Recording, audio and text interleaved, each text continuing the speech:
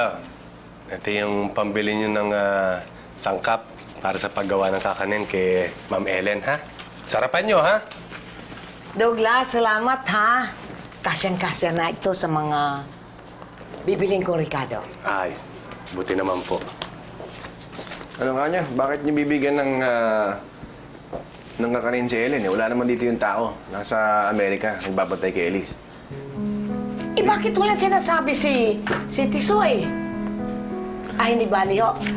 Padadala lang natin sa bahay ni Mayor. Apo.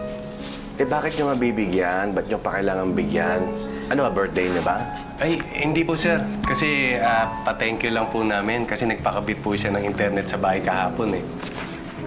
At saka alam mo, sir, binigyan ni Ellen ng computer si Tisoy. Bili niyo ng anak niyo. Kaya palagay ko mapapabuti si Tisoy.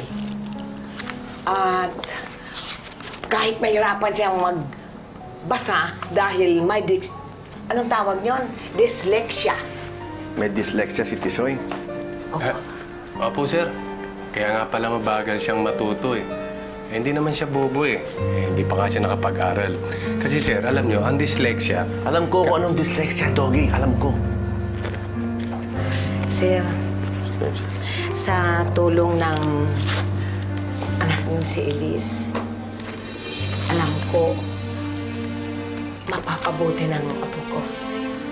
At saka, balang araw magiging matalino din yung apo ko. Dyslexia.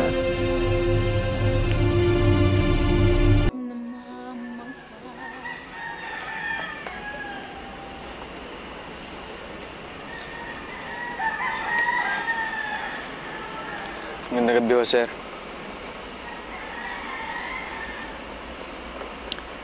Dyslexic ka raw. Tama ba? Oo. Dyslexic rin ako, eh. Alain mo yun, oh. Pareho tayo ng sakit.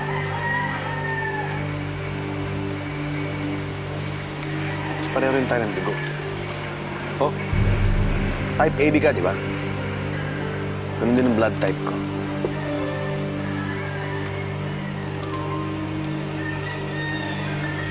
Pero hindi. Kahit may mga bagay tayong parehas, malaki pa rin ang pinagkaiba natin, eh. Dahil ako, mas matag pa ako sa bato. Ikaw, alikabok ka lang, di ba? At ang mga alikabok na katulad mo, kahit magsumikap, kahit kailanman, ay hindi magiging bato na katulad ko. Bato, kuha mo? Bato. Ikaw, alikabok.